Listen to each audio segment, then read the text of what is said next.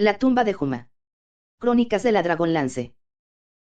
Margaret Wise y Tracy Hickman. Poemas, Michael Williams. Audiolibro editado por El Amo del Calabozo. 2019. Libro 5. Capítulo 15. El funeral. La noche invernal era oscura y sin estrellas. La brisa se había convertido en un huracán que arrastraba cellisca y nieve, cuyos copos traspasaban las armaduras con la crudeza de las flechas, hasta congelar la sangre y el ánimo. No se establecieron turnos de vigilancia. Cualquier hombre apostado en las almenas de la torre del sumo sacerdote habría muerto bajo los rigores del ventisquero. Tampoco eran necesarios los centinelas. Durante todo el día, mientras brilló el sol, los caballeros otearon el llano sin percibir indicios del regreso de los ejércitos de los dragones. Ni siquiera después de anochecer se distinguieron más que algunas fogatas aisladas en el horizonte.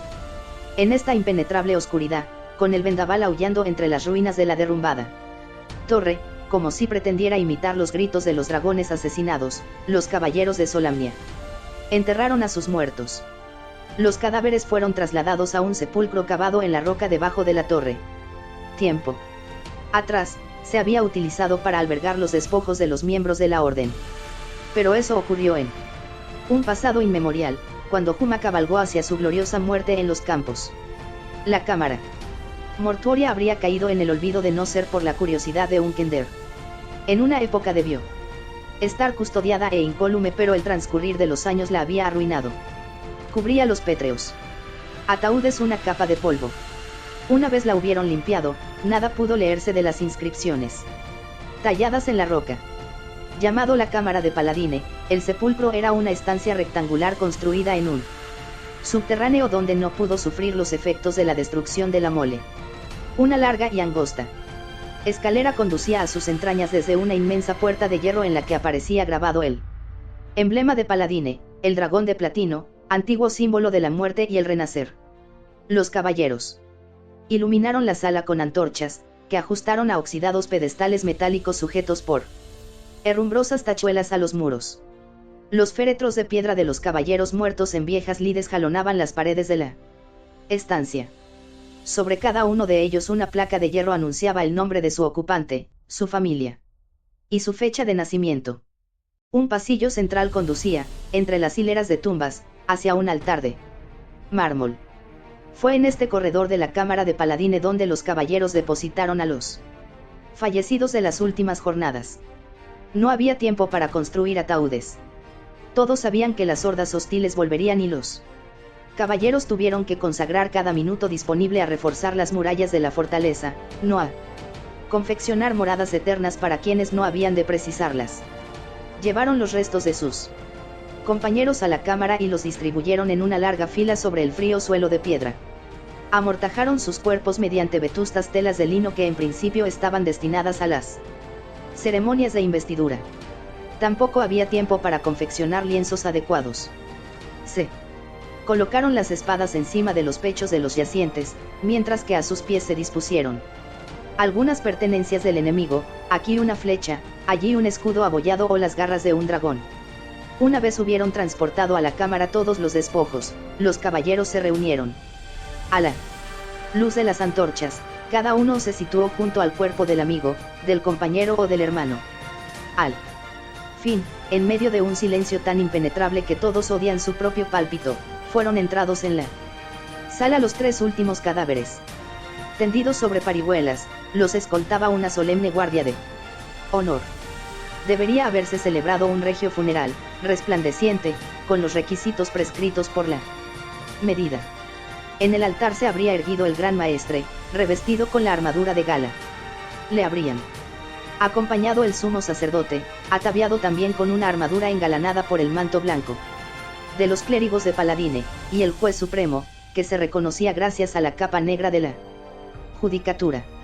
El altar habría sido circundado por guirnaldas de rosas, y los dorados emblemas del Martín Pescador, la corona y la espada habrían refulgido sobre la marmórea superficie. Pero en el ara solo había una muchacha elfa, vestida con una armadura abollada y manchada de sangre. La flanqueaban un viejo enano, con la cabeza inclinada a causa del dolor, y un kender cuyo rostro exhibía también los surcos del sufrimiento. La única rosa que adornaba el altar era una de color negro, hallada en el cinto de Stem, al lado de una dragonlance de plata ennegrecida por la sangre seca. La guardia llevó los cuerpos al fondo de la cámara y los depositó, en actitud reverente, frente a los tres amigos. A la derecha estaba el cadáver del comandante Alfred Markenin, ocultos piadosamente sus mutilados restos bajo un retazo de lino blanco. A la izquierda se hallaba el también comandante Derek Crauenwar, al que habían tapado el rostro con un paño para que nadie viese la espantosa mueca adoptada al sobrevenirle la muerte. En el centro yacía Stenbraichblade.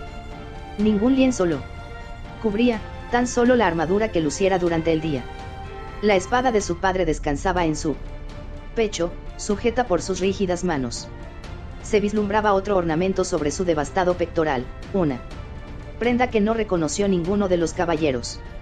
Era la joya estrella, que Lorane había encontrado en un charco de sangre del propio caballero. Su superficie estaba opaca, habiéndose extinguido su brillo mientras la elfa la sostenía en su palma. Más tarde comprendió su secreto, cuando tuvo ocasión de estudiarla. Era así como habían compartido el sueño en Silvanesti. Había descubierto Stem el poder de la gema. Conocía la dimensión del vínculo que lo unía a Lana. Probablemente no, se dijo la muchacha con tristeza, ni tampoco había adivinado la intensidad del amor que representaba. Ningún humano podía hacerlo. Pensó, afligida, en aquella mujer elfa de cabello azabache, que debía saber que el corazón sobre el cual yacía había enmudecido para siempre. La guardia de honor retrocedió, manteniéndose en posición de firmes. Los caballeros allí congregados inclinaron unos segundos la cabeza, antes de alzar los ojos hacia Lorane. Había llegado el momento de los discursos, de las inflamadas evocaciones de las proezas realizadas por los caballeros muertos. Sin embargo, no se oían en la sala sino los sollozos del viejo enano y los cuados gemidos de Tasleov. Lorane contempló el sereno rostro de Stem, y se ahogaron las palabras que afloraban ya a sus labios. Por un instante envidió al caballero con toda su alma. Estaba más allá del dolor, del sufrimiento y de la soledad. Había librado su batalla, saliendo victorioso del trance. Me has abandonado. Permites que me enfrente a la situación sin ayuda. Primero Tanis, luego Elistan y ahora tú. No puedo, no soy lo bastante fuerte. No dejaré que te vayas, Stem. Tu muerte carece de sentido. Ha sido un fraude y una vergüenza. No dejaré que te vayas. No en silencio, no sin cólera, le imprecó en plena agonía. Cuando levantó la cabeza, sus ojos centelleaban bajo las antorchas. Esperáis una noble arenga, declaró, con voz tan fría como el ambiente del sepulcro, una noble arenga para honrar las hazañas de estos tres caballeros. Pues bien, no vais a oírla. No por mí. Boca. Los presentes intercambiaron sombrías miradas. Estos hombres, que deberían haber permanecido unidos en una hermandad forjada cuando KRYNN era aún joven, murieron en una abyecta discordia provocada por el orgullo y la ambición. Vuestros ojos confluyen en Derek Crauenwar, pero guardaos de culparle solo a él. Mis reproches se dirigen a todos vosotros. Sí, a vosotros que habéis tomado partido en tan cruenta lucha por el poder. Algunos de los caballeros palidecieron, presas de sentimientos encontrados como el arrepentimiento y la cólera, mientras Lorane hacía una pausa. El llanto le impedía continuar, pero de pronto, palpó la mano que Flint deslizaba en la suya para apretársela. Su contacto la reconfortó. Tragó saliva, respiró hondo y dijo: solo un hombre se mantuvo ajeno a tales intrigas, solo uno entre vosotros vivió el código cada día de su existencia. Y, sin embargo, durante la mayor parte del tiempo no fue un caballero. O si lo fue, no constaba así en las listas oficiales, tan solo en su corazón y en su alma. En lo más importante. Estirando la mano hacia atrás, Lorane asió la ensangrentada dragonlance que yacía en el altar y la alzó sobre su cabeza. Al hacerlo, sintió que su espíritu también se elevaba y que se desvanecían las alas de negrura esparcidas en su derredor. Se fortaleció su voz, y los caballeros la contemplaron, admirados. Su belleza los bendecía como un amanecer primaveral. Mañana abandonaré este lugar, anunció, fijando su mirada en la lanza. Iré a Palantas. Como portadora de la historia de este día. Llevaré conmigo este arma y la cabeza de un dragón. Arrojaré la siniestra cerviz en la escalinata del magnífico palacio de los caballeros solámnicos, me erguiré sobre ella y los obligaré a escucharme. Los habitantes de Palantas oirán mi relato, comprenderán el peligro. Luego viajaré a San Crist, a Ergot y a todos aquellos rincones de nuestro mundo donde las personas rehúsan olvidar sus mezquinos odios y unirse contra el enemigo común. Porque hasta que no venzamos la mediocridad que anida en nosotros, como hizo este hombre, no conquistaremos la perversa fuerza que amenaza con aniquilarnos. Paladine, exclamó vuelta hacia el invisible cielo, y sus palabras resonaron como la llamada de una trompeta. Paladine, te invocamos como leal escolta de los caballeros que murieron en la torre del sumo sacerdote.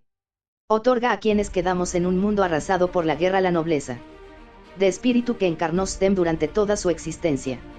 Lorane cerró los ojos y dejó que las lágrimas fluyeran por sus mejillas. Ya no lloraba por Stem.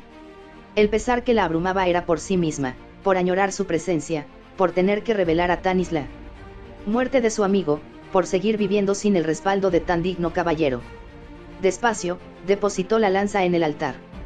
Se arrodilló unos instantes frente a ella, sintiendo el brazo de Flint en torno a su hombro y los acariciadores dedos de Tasleof en su mano. Como respuesta a su plegaria oyó las voces de los caballeros a su espalda, unidas en el cántico que todos dedicaban a Paladine, el gran dios de la antigüedad. Devuelve a este hombre el seno de Juma. Deja que se pierda en el sol luminoso. En el coro de aire donde se funde el aliento. Recíbelo en la frontera del firmamento. Más allá del cielo imparcial asentaste tu morada. En constelaciones de estrellas. Donde la espada traza un arco anhelante. Donde nuestro canto se realza. Concédele el descanso de un guerrero. Por nuestras voces alentados. Por la música del mundo. Converjan los lustros de paz en un día. En el que habitar pueda las entrañas de Juma. Y guarda el último destello de sus ojos en un lugar seguro, sagrado. Por encima de palabras y de esta tierra que tanto estimamos, mientras de las eras. Recuento pasamos. Libre de la asfixiante nube de la guerra. Como un infante que sano crece. Vivirá en un mundo eterno y brillante. Donde Paladine será el estandarte. Sobre las antorchas de las estrellas. Se dibuja la gloria inmaculada de la inocencia. De este país cerrado, nido de violencia líbrale. Oh, Juma. Haz que la última bocanada de su aliento perpetúe el vino, la esencia de las rosas. Del amor abyecto. De lides no venturosas, líbrale. Oh, Juma. Haz que se refugie en el tibio aire. De la espada de acero que gélida desciende.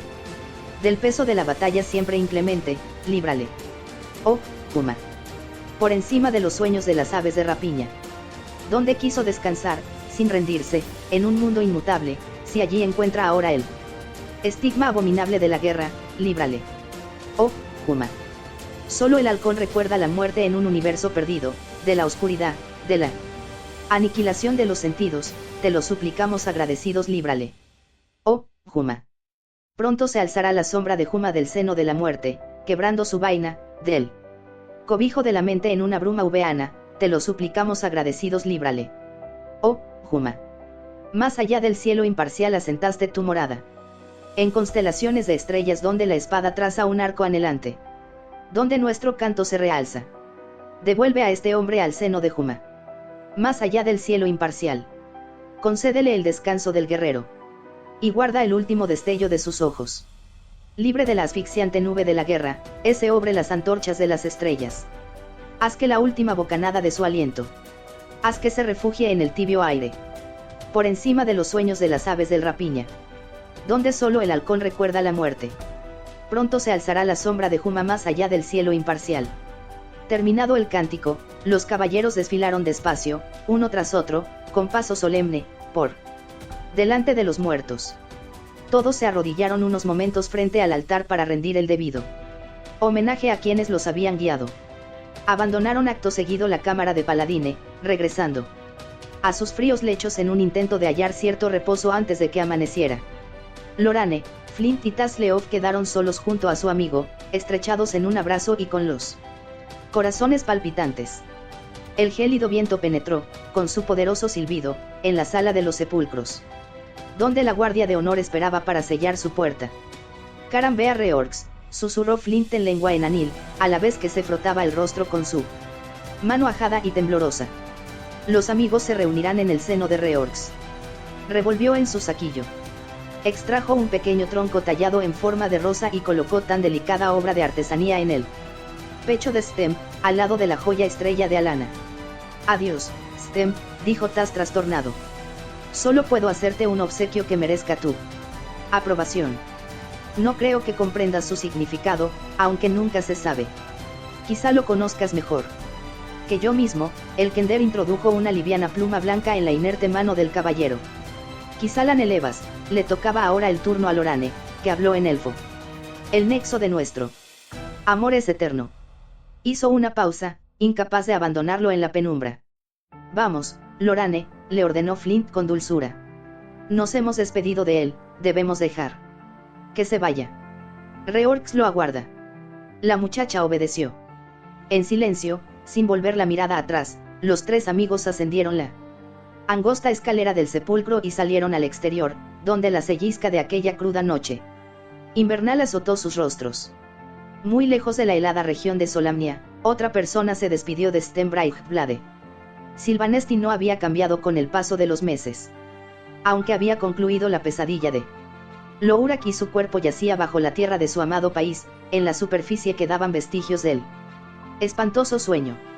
El aire olía a muerte y podredumbre, los árboles se inclinaban y retorcían en una interminable agonía y los maltrechos animales vagaban por el bosque, ansiosos de poner fin a su torturada existencia. En vano acechaba a Lana, desde su alcoba en la Torre de las Estrellas, una señal que anunciara el cambio. Los grifos habían regresado, de acuerdo con sus predicciones, al desaparecer el dragón. En un principio abrigaba la intención de dejar Sylvanesti para volver a Ergoth, junto a su pueblo.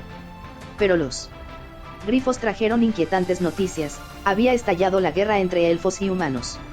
El hecho de que la perturbasen tales nuevas demostraba la transformación que se había obrado en Alana, sobre todo, después de tantos meses de sufrimiento. Antes de conocer a Tanis y a los otros.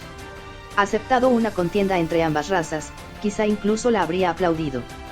Pero ahora solo veía en ella la evidencia de que unas fuerzas malignas querían destruir el mundo.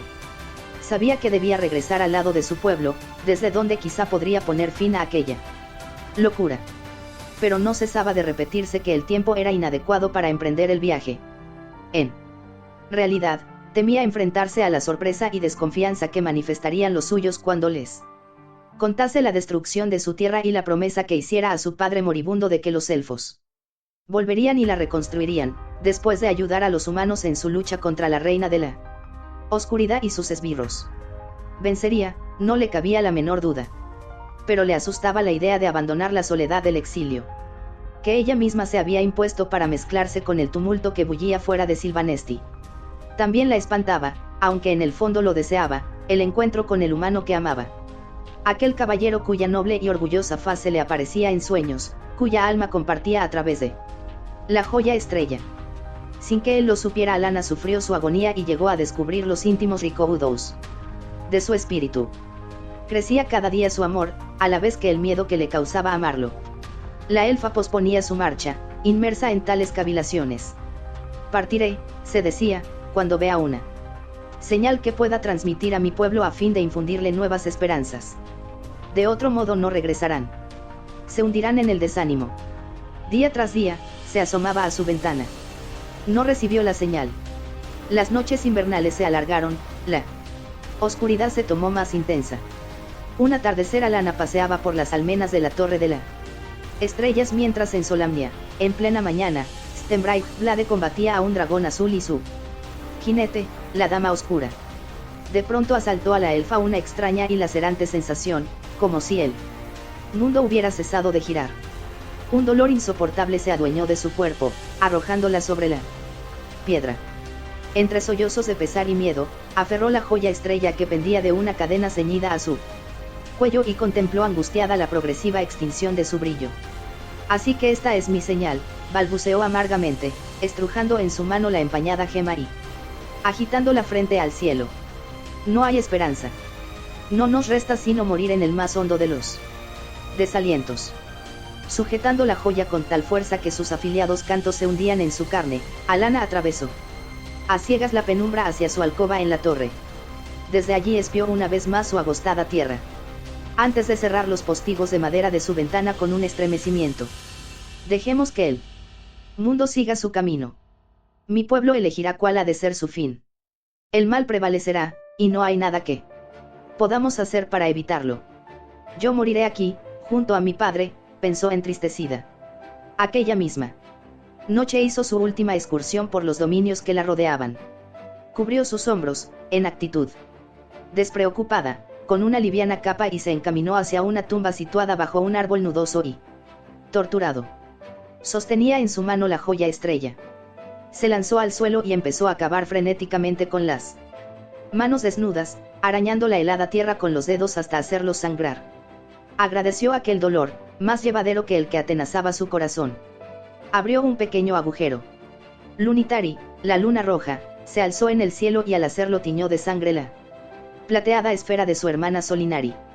Alanna clavó sus ojos en la joya estrella hasta que las lágrimas le impidieron verla, instante en que la arrojó al hoyo.